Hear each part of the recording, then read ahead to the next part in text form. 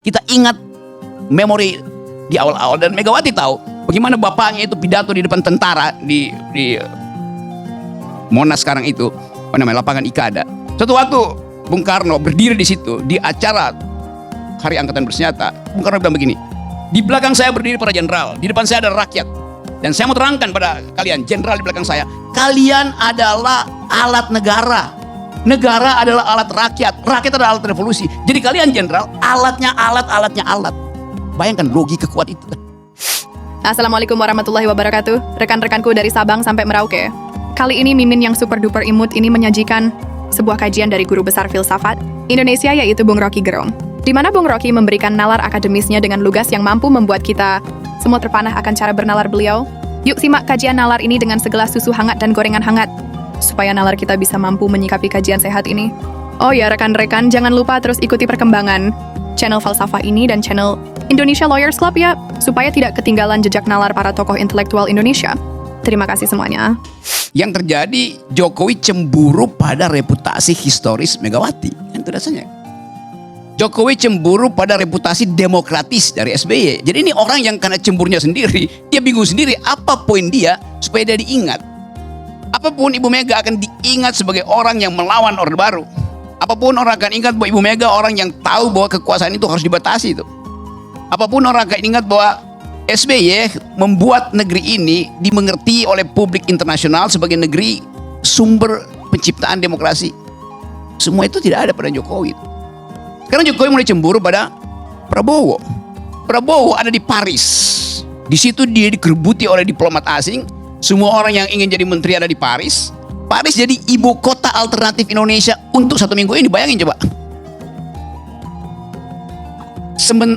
Saya bakal ketemu juga nanti besok saya ke Paris. Tapi bukan untuk manjat kekuasaan. Saya bawa atlet panjat tebing. Bedanya di situ tuh. Apa yang dilakukan Pak Jokowi sekarang? Dia lagi mempersiapkan upacara besar-besaran di IKN tanggal 10 dengan mengerahkan 500 sampai 1.500 relawan. Mau ngapain di situ coba? Mau pamer bahwa IKN itu ada legasi dia. Memang.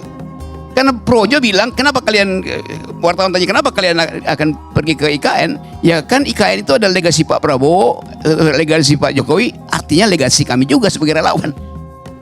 Bayangin logika kekuasaan itu dipersempit sebagai upaya untuk pamer IKN dan menganggap itu legasi Jokowi, artinya legasi dari buat relawan. Jadi bukan legasi buat bangsa memang. Jadi betul tadi Dedi mengatakan bahwa kita hidup dalam the Republic of Fear itu. Republic of Fear itu judul buku ditulis oleh seorang akademisi Harvard untuk menggambarkan keadaan Irak ketika dipimpin oleh Saddam Hussein. Republic of Fear itu diplototi sampai kemanapun. Itu yang terjadi sekarang. Tetapi sangat beruntung bahwa seseorang muncul untuk mengatakan no terhadap fear itu. Ada film judulnya F3 itu, Fun Fearless Female. Seorang perempuan yang tidak pernah punya rasa takut itu. Ciri-cirinya apa? Dia mampu untuk menerangkan kedudukan dia itu tanpa dipengaruhi oleh perspektif apapun, selain bahwa dia tahu dia ada perempuan yang tidak takut pada semua ancaman tuh. Ini judul film ya, Fun Fearless Female. Dia fun karena dia tahu bahwa yang dia ucapkan itu didasarkan pada pengetahuan historis dia tentang segala hal tuh. Jadi kalau bilang siapa yang sekarang disebut Fun Fearless Female? Ya Megawati. Dia nggak punya rasa takut. Apa yang dia mau takutkan? Sejarah membackup dia dengan seluruh perspektif. Pidato Megawati di forum itu menunjukkan bahwa akhirnya Megawati tadi kembali pada kekuatan intelektual. Dia ucapkan sejarah pikiran Bung Karno dengan detail tuh. Dia mau bertengkar tentang emang Soekarno komunis atau dia nasionalis? Pada ujungnya Soekarno nasionalis. Hal semacam ini adalah kita mengerti akhirnya memori kolektif dari bangsa ini disempurnakan oleh pidato Megawati dalam 12 menit tadi di Partai Perindo itu. Orang tahu akhirnya. Kan orang anggap Megawati nggak ngerti apa-apa. Di dalam ilmu psikologi atau biopsikologi, sel otak kita itu akan kembali ke masa lalu justru ketika kita benua itu. Kita ingat memori di awal-awal, dan Megawati tahu bagaimana bapaknya itu pidato di depan tentara di Monas sekarang itu, lapangan Ikada. Suatu waktu Bung Karno berdiri di situ di acara Hari Angkatan Bersenjata. Bung Karno bilang begini, Di belakang saya berdiri para jenderal, di depan saya ada rakyat.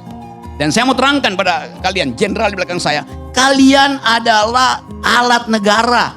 Negara adalah alat rakyat, rakyat adalah alat revolusi. Jadi kalian jenderal, alatnya alat.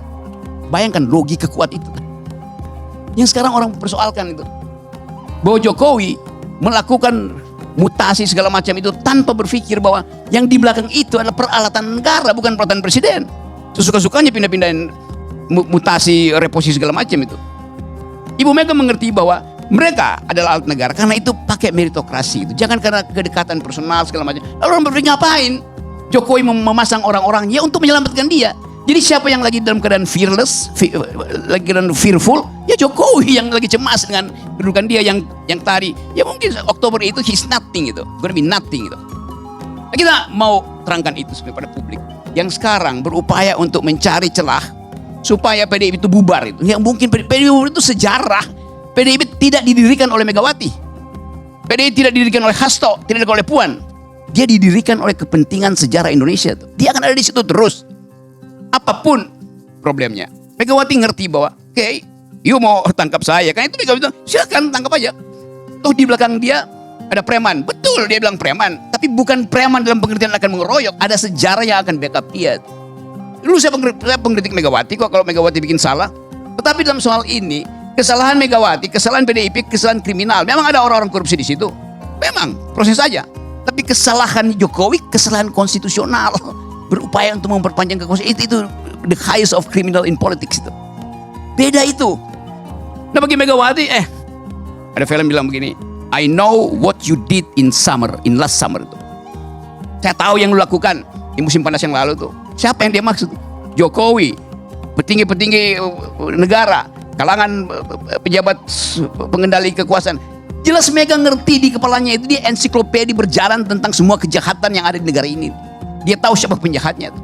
Jadi kalau mau adu-adu perspektif, karena itu mungkin Mega bilang, lu kecil lu tuh, nggak ada apa-apa lu, you are peanuts itu kan.